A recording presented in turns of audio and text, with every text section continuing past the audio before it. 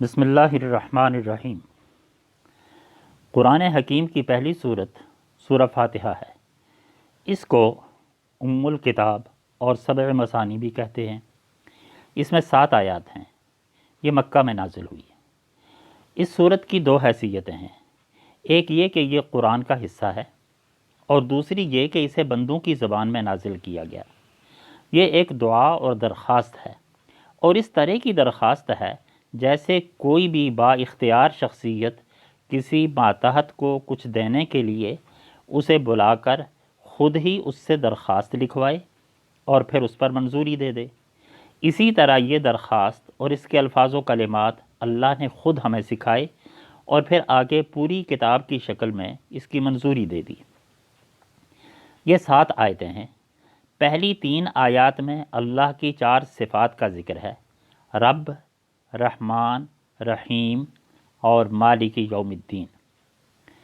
رب، رحمان اور رحیم کا تعلق بندوں کو زندگی دینے اور زندگی گزارنے کے لیے تمام اسباب مہیا کرنے اور اس اسباب کو نتیجہ خیز بنانے سے ہے۔ چوتھی صفت کا تعلق اخروی زندگی سے ہے، اور اس میں مالک یوم الدین کے الفاظ سے مظلوم، بے کس اور مقہور انسانوں کو انصاف کی ضمانت دی گئی، اور دوسری طرف ظالم، جابر اور قاہر افراد کو تنبیہ کر دی گئی کہ اس روز ہر ظالم کو سزا ملے گی اور ہر مظلوم کی داد رسی ہوگی۔ کوئی اس کے نظام عدل میں مداخلت نہیں کر سکے گا۔ چوتھی آیت بندے اور اللہ کا باہمی معاہدہ ہے کہ بندہ عہد کرتا ہے کہ وہ صرف اس کی عبادت کرے گا اور اسی سے مدد مانگے گا۔ ایاک نستعین میں گویا اللہ کی طرف سے مدد کا وعدہ ہے۔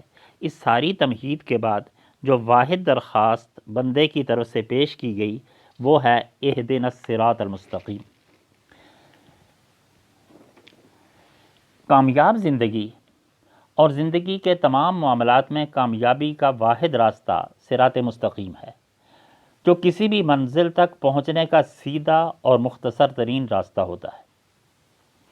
جب بندہ صراط مستقیم کی درخواست کرتا ہے تو اس کا تعلق اس کی ساری زندگی کے تمام امور سے ہوتا ہے، خواہ ذاتی زندگی ہو یا خاندانی، فکری اور علمی زندگی ہو یا سماجی اور اخلاقی، معاشی زندگی ہو یا سیاسی، تعلیمی ارتقاء چاہتا ہو یا اقتصادی استحکام، خوشگوار خاندانی زندگی کی خواہش ہو یا سماج میں باعزت مقام۔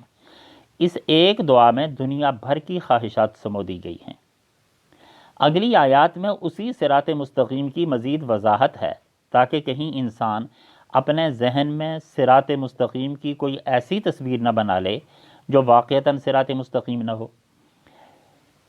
اس لیے یہ نمونے درخواست میں شامل کر دیے گئے کہ جس پہلو سے بھی صراط مستقیم کی آرزو ہو اس میں واقعتاً انعام یافتہ اور کامیاب لوگوں کی راہ پر چلنے کی توفیق ہو۔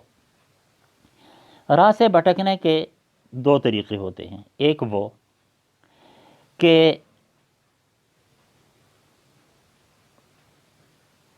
راہ سے بھٹکنے والے 2 طرح کے ہوتے ہیں۔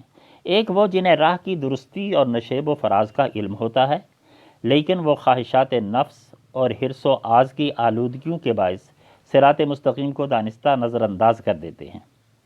یہ طبقہ اللہ کے غضب کا مستحق ہوتا ہے۔ دوسرے وہ جن کے لیے صراط مستقیم نگاہوں سے اوجھل ہو جاتا ہے۔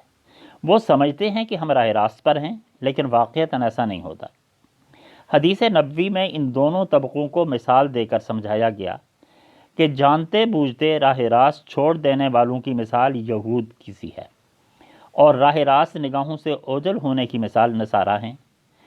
اور بتانے کا مقصد یہ ہے کہ امت مسلمہ حق جان کر اسے نظر انداز کر دے گی تو یہود کی طرح غضب الہی کی مستحق ہوگی، اور حق و باطل کی آمیزش کر دے گی تو راہ راست سے دور جا پڑے گی اور نصارہ کی طرح ہو جائے گی۔